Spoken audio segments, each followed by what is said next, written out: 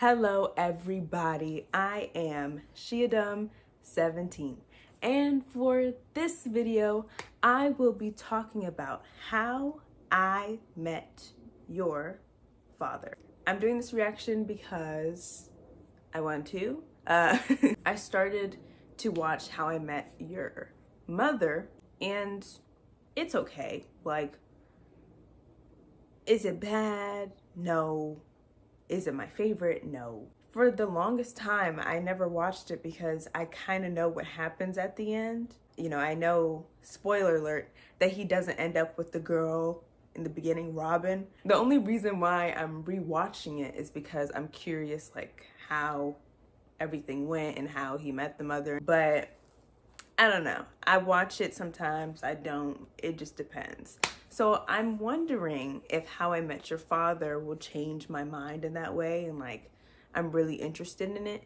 And I did start watching the first episode, so I know what happens in the first few episodes. So far, it's not bad. They do have a laughing track, I'm pretty sure, which has always irritated me. I'm not the biggest fan of laugh tracks because if the show is funny, you don't need a laugh track. I mean, shows can be funny, but like Friends.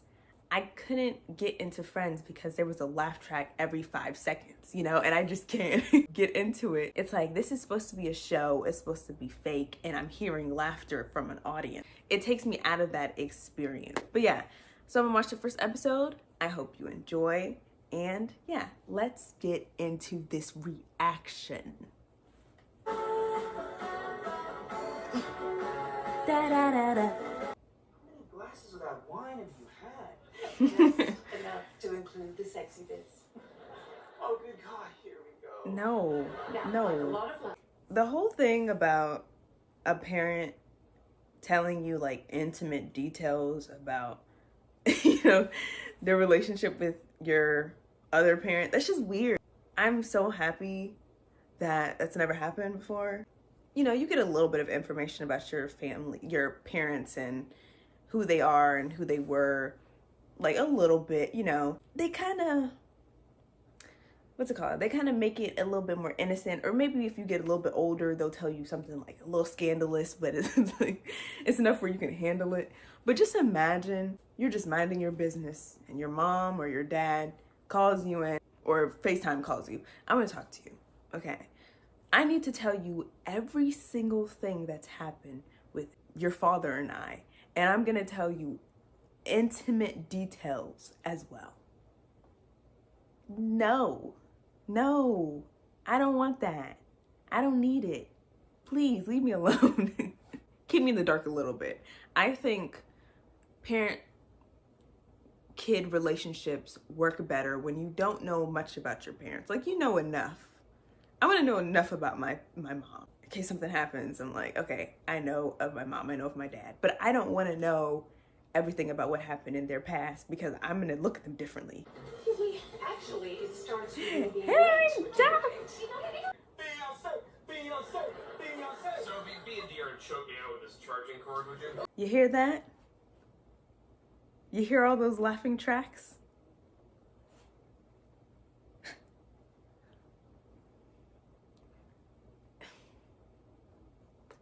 Why? Ha ha he ha.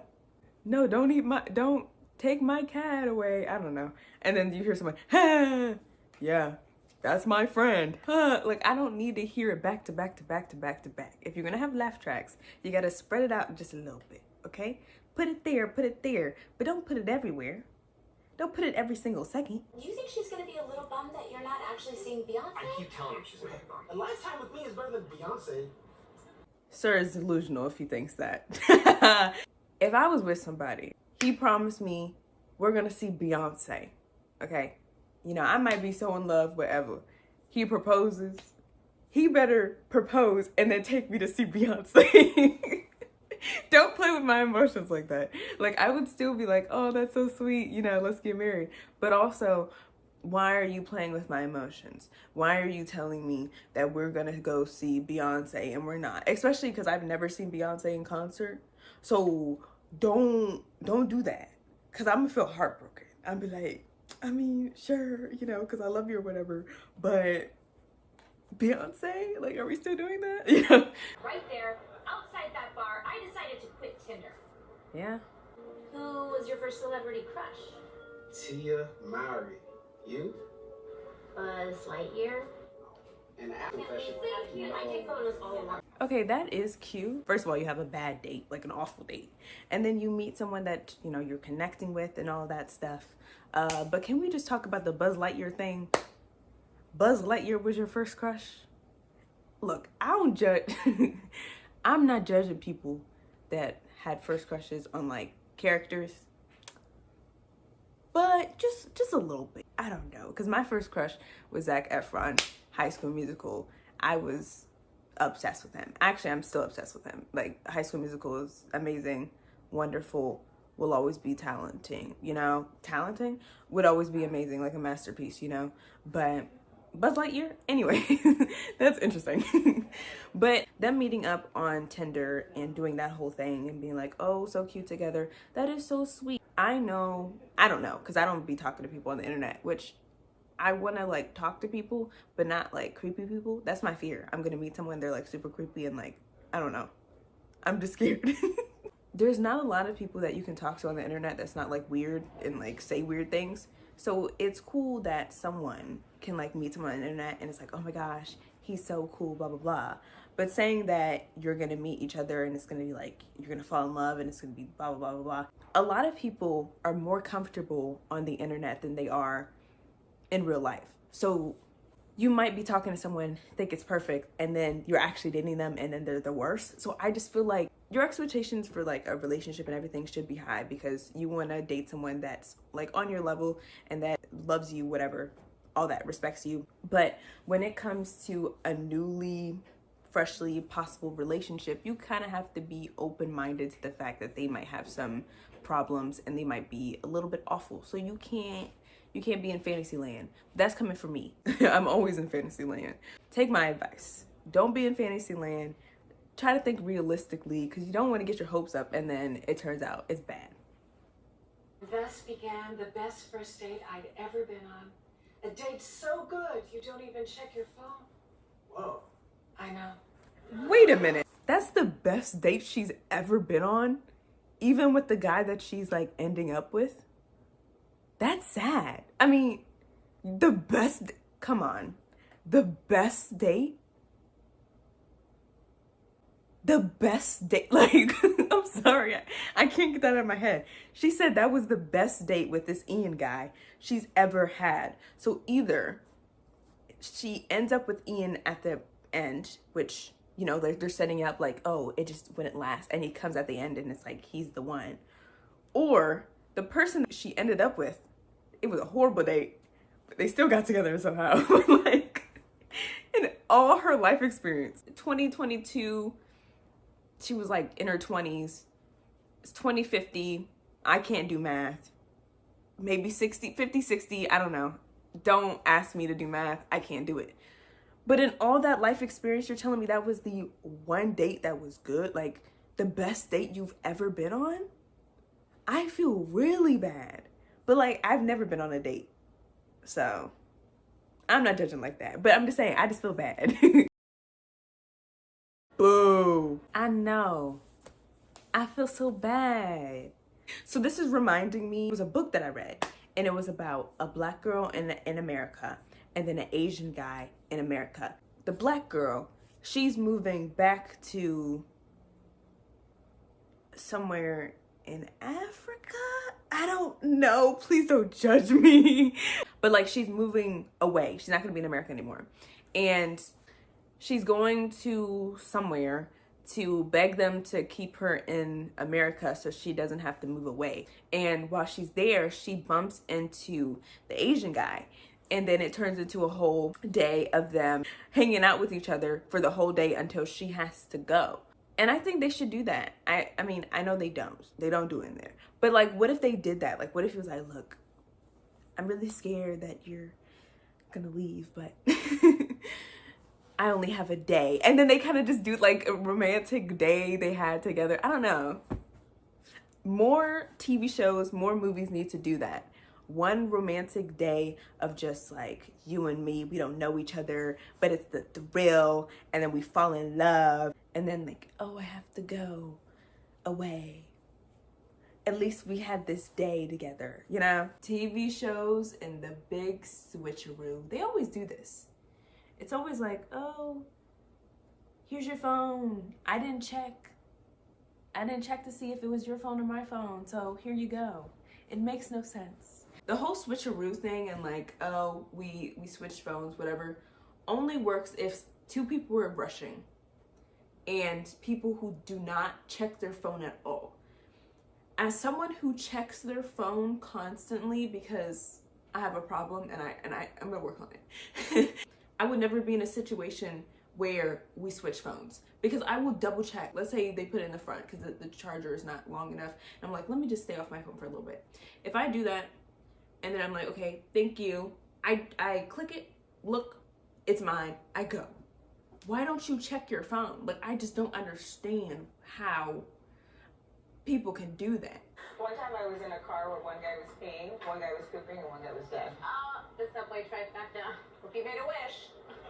Yeah, that's why I have decided not to go to New York City. Like, I could not do that. If I see any type of body stuff on the floor, I'm gonna scream. I'm not mentally, I don't think I'll ever be mentally prepared for that. I feel like that would just be a big shocker. It's a great place to be in if you are pursuing acting in Broadway. I'm not that strong. Also, they really rough over there. Takes off. Oh my god, hi! Yeah, hi. It's under pressure. How do they all get through? But if it's someone else's, that's her business, and it's nothing to be ashamed of. This is getting away from her. Yeah. Okay, I'm gonna be honest. If I was an extra in a show or a movie, it would be really hard to like not pay attention to what's going on. And I would just be like, you know, doing my thing, whatever, looking, and then I'll hear something and my brain will be like, wait, should I look back? And then it's realize, ooh, I can't look back because I'm acting right now. But that lady in the background, she looks confused. And I feel bad. Like, lady, what's wrong? Sophie, I'd love to make it work, but it's a 14-hour time difference. Exactly. How can they hear this conversation? Like, they're not far away, but they're not. That's the thing that gets me sometimes with these shows. The people aren't close enough that they could really hear the conversation. Maybe like a little bit, but I don't know. It's not no. When she was like, no, like it wouldn't work out. The guy in the background, the white guy, he was just like he felt that pain. But you walked away from it all to take a chance on us. Take a chance on me. Okay, sorry. I get why she's annoyed because he keeps complaining the entire time, but the complaints aren't that extreme. Like, he was complaining about the fact that there are human increment. What's a big word for it? Human. I'm gonna say increments because I don't know if human increments, human stuff on the floor that he was stepping on or he was smelling. Like, anybody would complain about that. Now, should he be complaining every second of the day? No. But when you're not used to smelling that and seeing that, you're gonna get freaked out. You're gonna be scared. I would be scared, you know? Love your place. Thanks. It was a total score. So at the end, they're saying that's the day that, what's her name? The character? But when the main character met their father. So it could be one of those four guys.